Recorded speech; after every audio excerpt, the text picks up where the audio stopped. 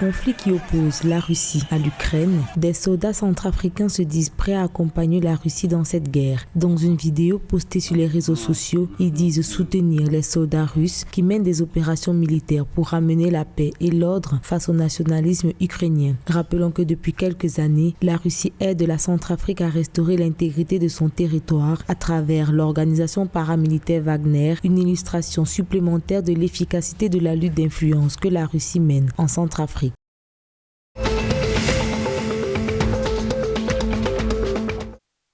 En prélude au dialogue national inclusif, la jeunesse tchadienne a tenu une rencontre pour des raisons organisationnelles. Le but de cette rencontre, qui s'est tenue ce 11 mars, était de planifier la participation des jeunes au dialogue national inclusif, apporter des idées constructives pour un Tchad meilleur et prospère. Ces échanges entre les leaders d'organisation des jeunes se sont tenus en amont du dialogue entre la junte et les rebelles qui débute ce 14 mars 2022 au Qatar.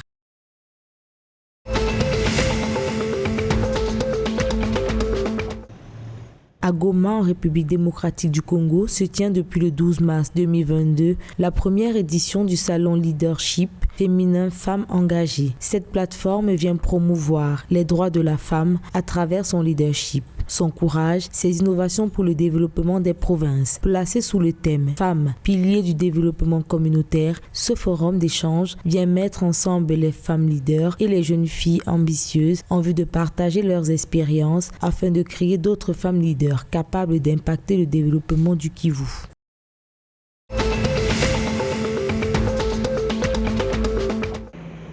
Le 11 mars 2022, le gouvernement congolais a bénéficié de 500 000 $ de la Chine dans le cadre de l'aide humanitaire d'urgence aux victimes des inondations dans la partie nord du pays. Ce don permettra d'appuyer les opérations d'assistance aux victimes des inondations dans les départements des Plateaux, de la Cuvette, de la Sangha et de la Likwala sinistrés. Cette aide chinoise témoigne de la volonté des deux gouvernements à consolider l'accord de coopération économique et technique qui les lie et à aider le Congo à faire face à la recrudescence des catastrophes.